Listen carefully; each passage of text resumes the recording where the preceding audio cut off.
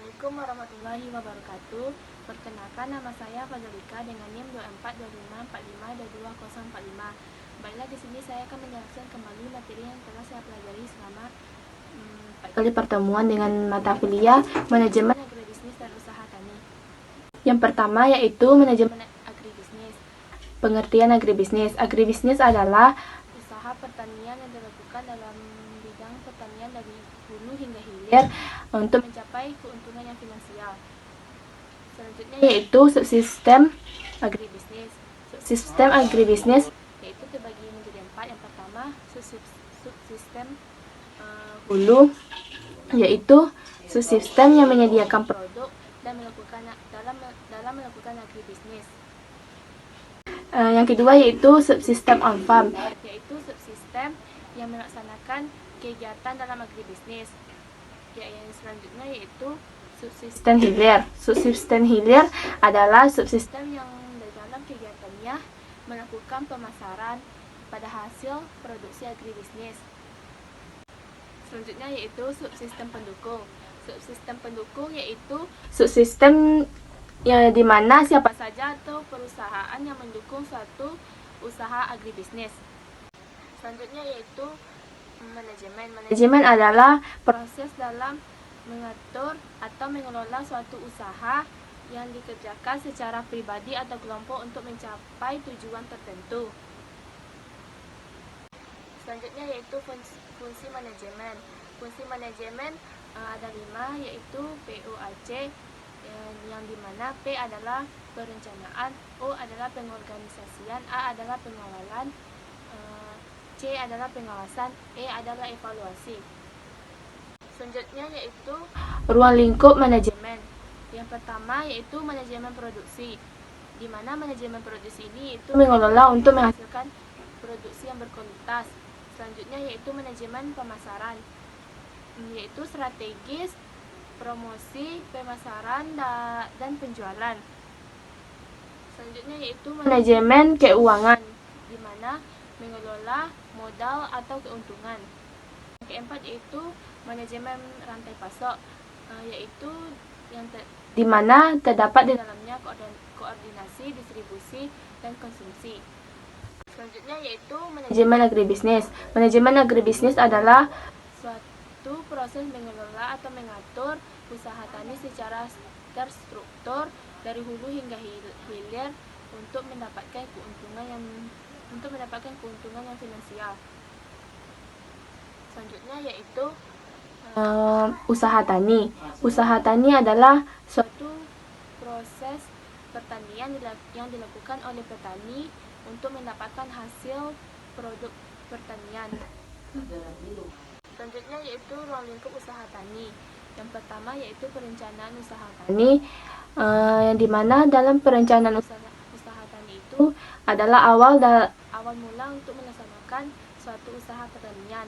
Yang kedua yaitu teknik budidaya, di mana teknik budidaya suatu teknik yang dilakukan untuk melakukan suatu pertanian. Yang ketiga yaitu pengelolaan sumber daya, yang dimana terdapat hasil dari pengelolaan hasil pertanian. Selanjutnya yaitu analisis keuntungan, yang dimana di dalam analisis keuntungan terdapat suatu modal atau laba suatu usaha agribisnis. Yang kelima yaitu pengelolaan risiko, di mana di setiap suatu bisnis pasti ada risiko. Selanjutnya yaitu materi perencanaan.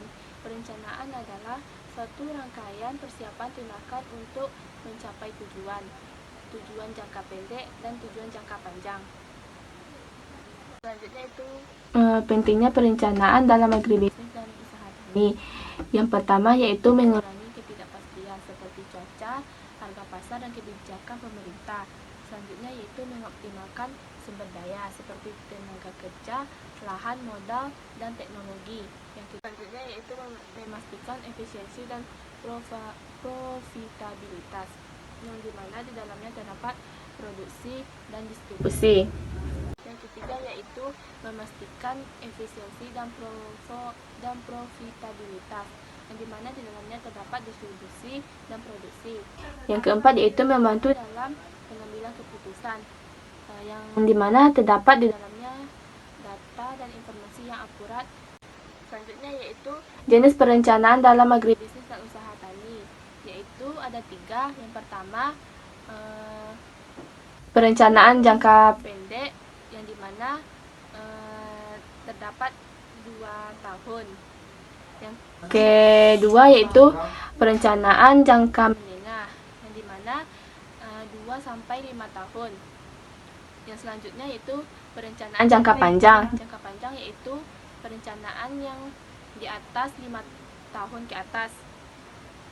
Selanjutnya yaitu komponen perencanaan dalam agribisnis dan usaha tani. Yang pertama yaitu perencanaan produksi. Yang kedua perencanaan keuangan dan perencanaan pemasaran. Yang keempat itu perencanaan risiko. Selanjutnya yaitu analisis SWOT. Yang pertama yaitu strength, di mana yaitu situasi atau kondisi kekuatan organisasi atau program pada saat ini. Yang kedua yaitu opportunities, situasi atau kondisi peluang yang berasal dari luar organisasi. Yang ketiga yaitu weakness, situasi atau kondisi kelemahan dari organisasi atau program pada saat ini. Yang keempat, threats, situasi rencana bagi organisasi yang datang dari luar organisasi yang dapat mengancam ekstensi organisasi yang dapat pada masa depan. Di dalam analisis SWOT terdapat beberapa manfaat. Yang pertama yaitu menyusun strategis perusahaan secara jelas untuk menghadapi ancaman. Yang kedua yaitu sebagai rujukan keputusan jangka panjang. Yang ketiga yaitu perusahaan dalam suatu ikatan kerjasama dan saling menguntungkan. Materi ketiga yaitu pengorganisasian dalam manajemen agribisnis. Pengertian pengorganisasian adalah proses yang mengatur sumber daya dalam suatu sistem untuk mencapai tujuan tertentu. Struktur organisasi. Yang pertama yaitu struktur fungsional, yaitu pembagian organisasi berdasarkan fungsi. Yang kedua yaitu struktur matriks, yaitu di mana karyawan memiliki 2 atasan atau kolaborasi. Yang terakhir yaitu struktur tim, yaitu mengedepankan kerjasama dalam kelompok dengan tujuan tertentu. Materi keempat yaitu pengelolaan produksi. Produksi adalah proses perencanaan, pengorganisasian dan pengendalian kegiatan produksi untuk mencapai tujuan bisnis. Selanjutnya yaitu jangka waktu produksi, di mana terdapat 2 bagian yaitu jangka pendek dan jangka panjang.